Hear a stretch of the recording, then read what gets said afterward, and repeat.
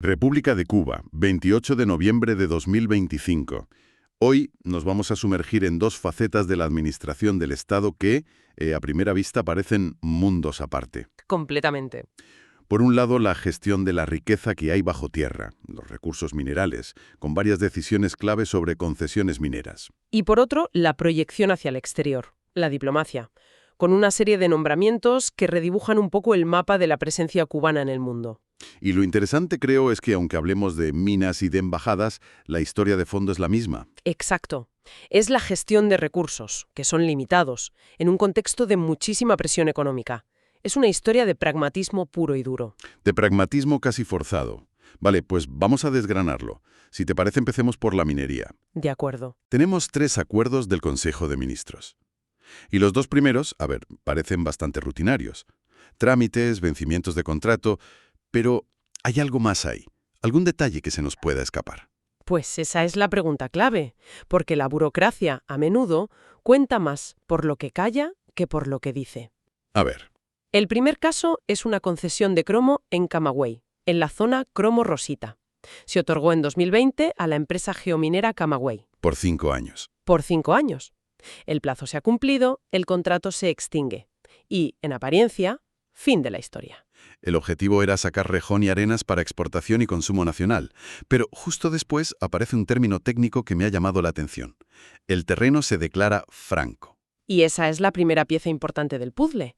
Franco significa que el terreno queda libre. ¿Libre del todo? Libre, disponible, de inmediato, para que cualquier otra entidad, o la misma empresa si quisiera, pueda solicitar una nueva licencia. Es un mecanismo pensado para ser ágil.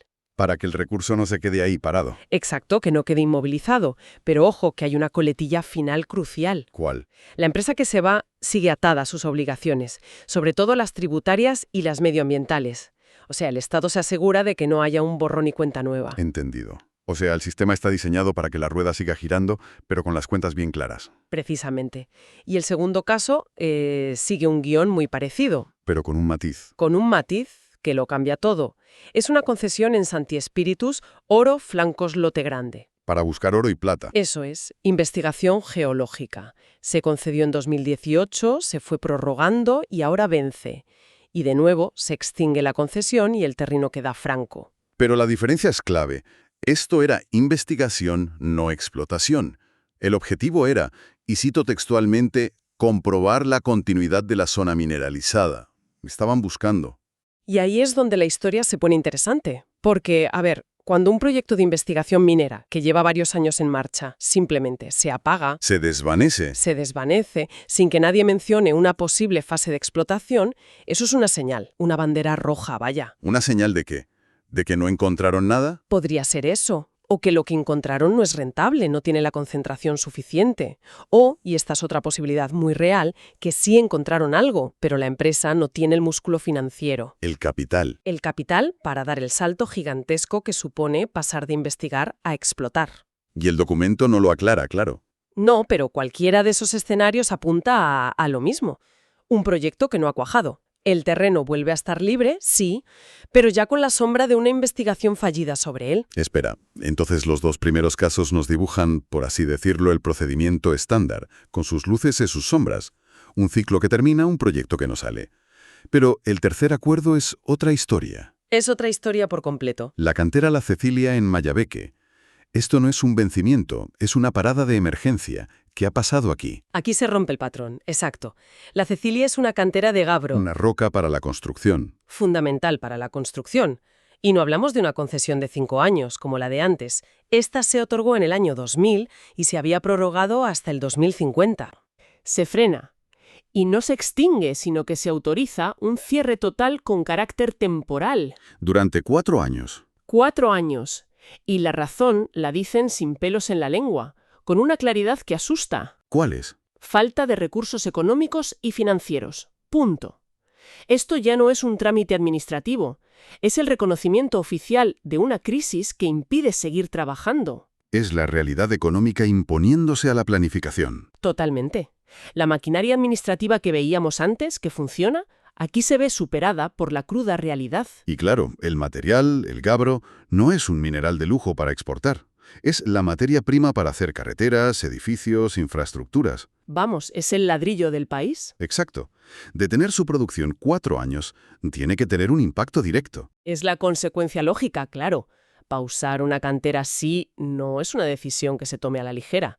Sugiere que los proyectos de construcción a los que iba destinado ese material o están parados o van tan lentos que ya no sale a cuenta tener la cantera abierta. Es un indicador muy potente del estado de la obra pública. Potentísimo. Vale, entonces, resumiendo esta primera parte, tenemos la administración funcionando, los plazos se cumplen, los terrenos se liberan. Pero, por otro lado, la economía real que gripa el sistema y obliga a pausar un proyecto vital que tenía casi 30 años de vida por delante.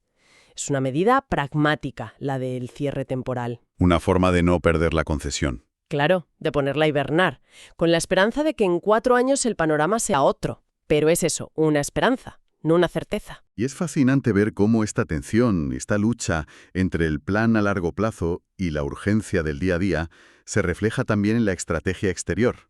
Es que es la misma lógica. En la forma en que se decide dónde invertir los recursos diplomáticos, que también son finitos, y eso nos lleva a los nombramientos del Consejo de Estado. Es la conexión perfecta, sí. Si no tienes recursos para mantener una cantera abierta, pues tampoco los tienes para abrir una embajada en cada país del mundo. Y aquí vemos ese mismo pragmatismo, esa optimización, a través de la figura de la concurrencia. Expliquemos bien qué es esto de la concurrencia. Vemos varios casos. Juan Humberto Macías Pino, que es embajador en Uganda, ahora lo será también en Burundi. O Alfredo Fidel Nieves Portuondo, desde Kazajistán, cubrirá Tayikistán.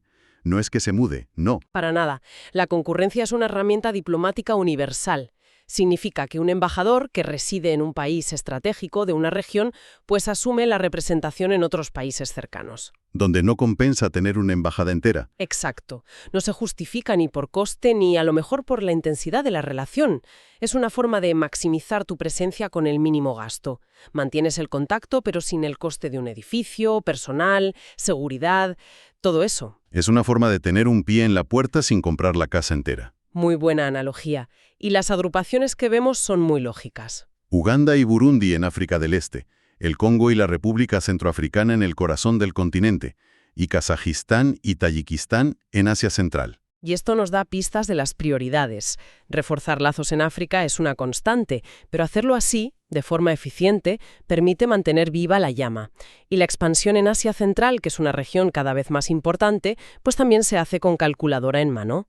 Vale, pero si la concurrencia es la norma que impone la necesidad, las excepciones son todavía más reveladoras. Desde luego. Porque hay 2 nombramientos que no son concurrentes, son directos, con relevo con una persona dedicada a ese país.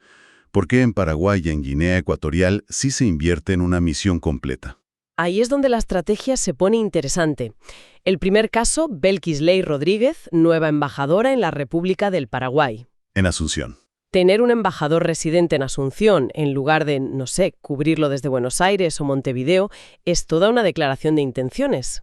¿Y qué intenciones pueden ser? Bueno, Paraguay es un actor clave en Mercosur, y su posición política en Sudamérica suele ser un buen termómetro de las tendencias de la región.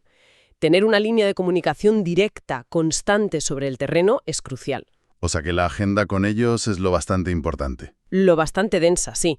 En lo político, lo comercial, la cooperación, lo que sea. Requiere una atención que no se puede dar a distancia. Es una inversión estratégica. Y el otro nombramiento directo, Ángel Gustavo Suárez Cordero en la República de Guinea Ecuatorial. Aquí el factor diferencial parece más evidente, ¿no? Muchísimo más. Guinea Ecuatorial es una pieza única en el puzzle africano para cualquier país de habla hispana. Es el único estado de África donde el español es lengua oficial. Exacto. Y eso crea un puente cultural y político que no existe con ningún otro país del continente. Esto va más allá de la pura diplomacia. Es casi un vínculo. Especial, por supuesto. Es reafirmar ese lazo singular. Las relaciones históricas son profundas y también complejas. Poner un embajador dedicado en Malabo significa que se quiere cuidar esa relación de una forma muy especial. Quizás con la vista puesta en cooperación cultural, educativa. O incluso en su sector energético, que es estratégico para ellos. Una relación tan particular no la puedes gestionar con un embajador concurrente desde Nigeria. No, no. Exige una presencia permanente. Entonces, la estrategia diplomática es un espejo casi perfecto de la económica. Un reflejo, sí. Optimización y eficiencia como regla general y una inversión muy calculada solo donde el interés es máximo. Has dado en el clavo. Es un mapa de prioridades trazado con los recursos que hay. Se estira el presupuesto al máximo con las concurrencias, para no dejar huecos, y se invierte el capital diplomático, que es un recurso muy valioso en aquellos sitios donde se espera el mayor retorno. Ya sea político, como en Paraguay, o cultural y estratégico, como en Guinea Ecuatorial. Exactamente. Pues, a modo de resumen, hemos visto las dos caras de una misma moneda. Por un lado, la gestión de la riqueza natural, donde los procedimientos siguen su curso hasta que la realidad económica les echa el freno. Concesiones que expiran como estaba previsto y otras, como la de la Cecilia, que se ven forzadas a hibernar. Y por otro, el despliegue en el tablero internacional, donde esa misma presión económica obliga a una estrategia de máxima eficiencia. Las acreditaciones concurrentes para cubrir más terreno con menos, y los nombramientos directos como apuestas de alto valor en puestos clave. Todo parece un ejercicio de contención, de gestión de la escasez. Sin duda.